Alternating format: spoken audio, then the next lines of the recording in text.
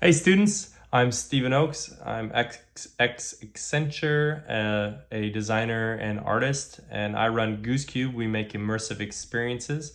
We're collaborating with the House of Commons, who puts on the Portland Flea, to create a AI art festival. And we wanted to invite you students to see if you wanted to help us make a really interesting piece of AI art.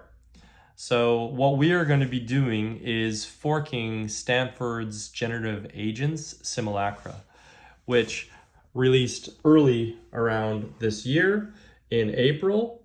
And it's a really cool application of multiple LLMs, which each one of these little guys right here is an instance of an LLM, actually GPT 3.5. And they walk around their environment in this world. It's a very small world, bump into each other, talk about what they are thinking about, and generate new ideas. So, as an example of what happened with this in this scenario, is on February 13th, the creators of this application nudged one of the simulacra to talk about how they were going to throw a Valentine's Day party on the 14th. And she did that, and it spread around information. And even one of these little agents ended up asking another one out on a date and bringing them to the party. So, this is a really interesting application of how LLMs can come together in an environment to generate new ideas. So this is available, the whole thing is available on GitHub, so you can download it and we want you to spin it up.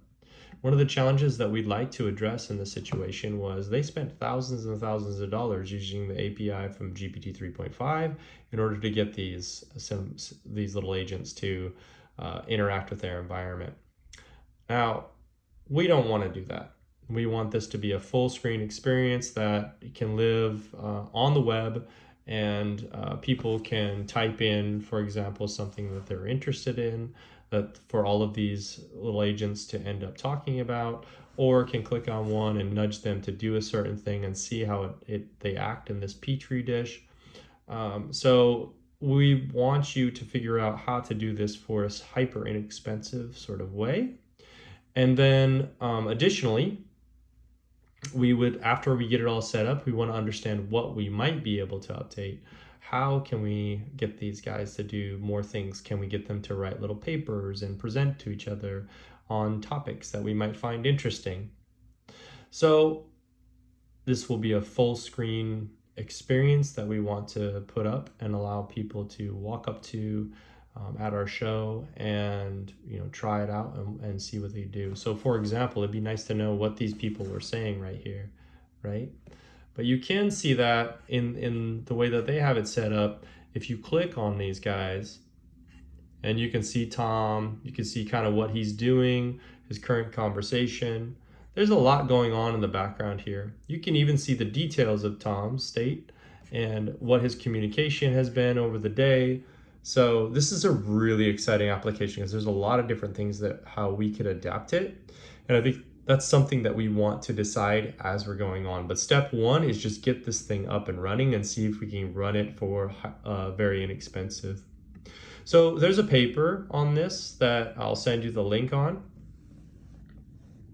You can see here's the world, and it gives all the information along with it.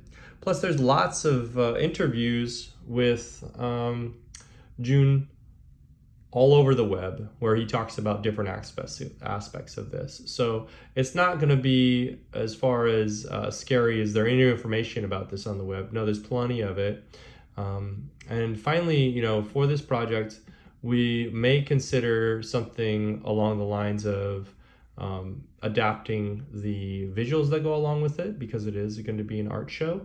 But the reality is that if we do that, it would be done by generative AI, and it'd be taken care of mostly by me or the artists that we're working with.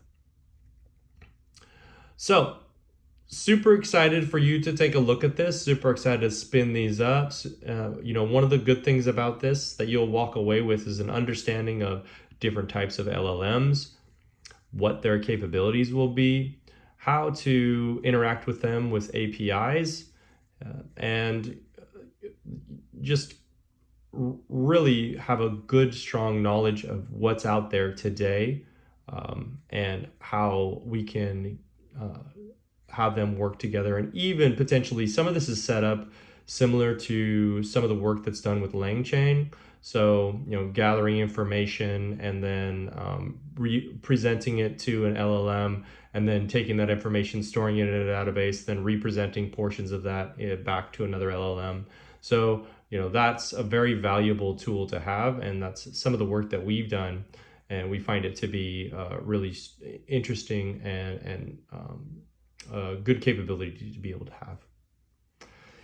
Okay, students, well, I'm super excited to hear back from you. Let me know if you have any questions. Drop me an email, and I will send all of the links that are associated with this so you can do your research. All right, have a good day.